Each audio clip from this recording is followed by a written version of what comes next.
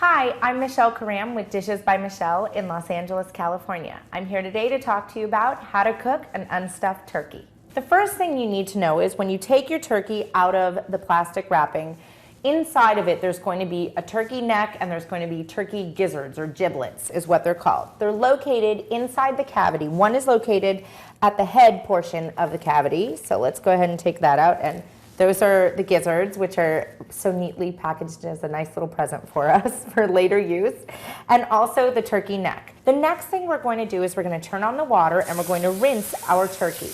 And you want to make sure you just give it a nice rinse and you get the inside of the cavity as well. Get all around and under the bird. Turn it off and make sure you drain out all that excess water that's in there. The next thing you want to do is you want to take your paper towels and you want to make sure that you pat dry your turkey. The reason why you do this is because if you were to put this turkey in with all of this water and moisture on it, once you've tented it, it would create a lot of steam in your oven and you would have what's better known as a soggy turkey instead of a nice crisp golden brown one. So the next thing you want to do is you want to take your turkey that's been thoroughly rinsed and dried and move it to the roasting pan. Always make sure after you've handled the turkey and touched it, go to your sink, wash your hands, because cross-contamination and salmonella is something to really be concerned about when working with raw poultry. The next thing you want to do is you want to take a pastry brush. And I have some vegetable oil over here, and I'm just going to lightly dip it in here, and I'm going to start brushing the outside of the bird. And you want to make sure you get all of this bird covered with oil. The next thing we're going to do is we're going to take some salt, and we're just going to go ahead and sprinkle the outside of the bird and make sure that he's well seasoned, or she, but this one's a he. So here we go.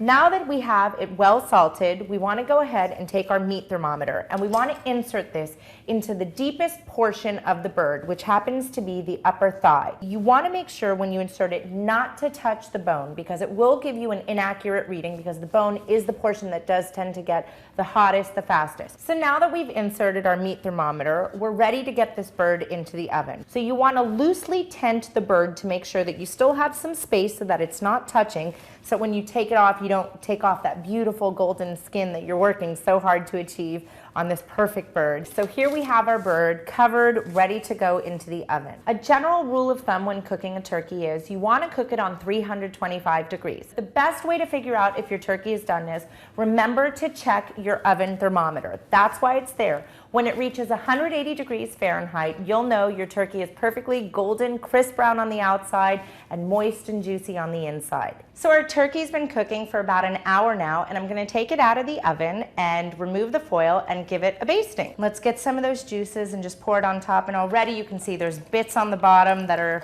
creating some good flavors down there.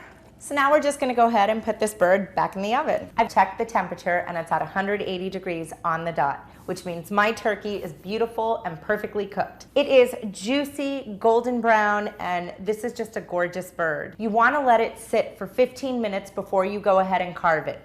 This way, all of the juices go right back into the turkey. It stays moist, because if you take it out right now and you start carving, all those beautiful juices are going to escape.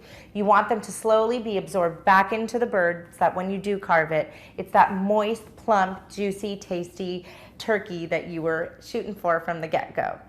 I'm Michelle Karam with Dishes by Michelle, and this was how to cook an unstuffed turkey. Thanks for watching.